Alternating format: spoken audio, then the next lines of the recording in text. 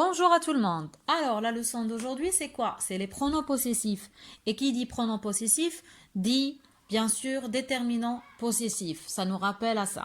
Donc, mais avant de commencer bien sûr, notre leçon des pronoms possessifs, on va commencer avec les déterminants possessifs. Les déterminants possessifs, comme vous le savez tous, vous avez ma, ta, sa, mon, ton, son, mes, tes, ses, notre, votre, leur et nos, vos, leurs.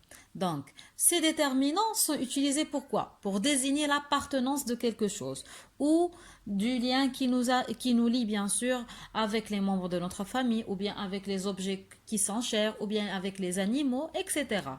Donc, maintenant, on va passer aux pronoms possessifs. Pronoms possessifs, lorsqu'on dit pronoms possessifs, on peut bien sûr se rappeler des pronoms démonstratifs et des pronoms relatifs qu'on a déjà vus. Donc, ils servent à quoi ces pronoms? À remplacer un objet, une chose, une personne, pour éviter la répétition bien sûr, tout en précisant à qui elle appartient. Par exemple, si on dit c'est mon cartable ici dans l'exemple, c'est mon cartable. C'est à qui ce cartable? Est-ce que c'est à quelqu'un d'autre? Mais non, c'est à moi. Donc c'est le mien. C'est clair? Donc après vous avez un autre exemple. Je vais parler à mes amis. Mes amis. Mes amis ici, c'est le nom, il est comment? Quel est son genre? Quel est son nombre? Il est masculin, pluriel. Donc qu'est-ce qui va remplacer? Je vais parler aux miens. C'est clair? Si vous avez les amis avec ES à la fin, donc le féminin pluriel, qu'est-ce que ça va donner? Aux miennes. C'est clair? Donc, j'espère que vous avez bien saisi la notion des pronoms possessifs. Après, je vais vous donner une carte mentale pour, bien sûr, pour voir comment on utilise ces pronoms vis-à-vis les déterminants. Donc, regardez avec moi. Une carte mentale pour rappeler le fonctionnement des pronoms possessifs. Alors, tout simplement, lorsque vous avez par exemple dans une phrase, c'est ma chambre. D'accord? Attention, ne touche pas à ma chambre. D'accord?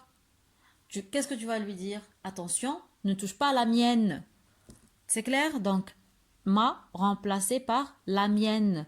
Mon remplacé par le mien. C'est clair? Mais lorsqu'on a ici le pluriel, vous avez mes et tes et ses.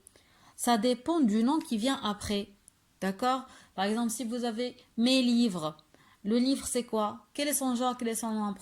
Ici, il est mes livres. Lorsqu'on dit mes livres, c'est le masculin pluriel. Est-ce que ça va changer avec les miennes? Non, bien sûr. Ça va être changé par les miens et ainsi de suite. C'est comme ça qu'on fonctionne. C'est clair, mais regardez ici, je vais vous préciser une chose. Alors ici, vous avez notre ici sans chapeau, c'est quoi? C'est un déterminant possessif. Mais le nôtre avec une accent circonflexe ou bien un chapeau, c'est un pronom possessif. C'est clair?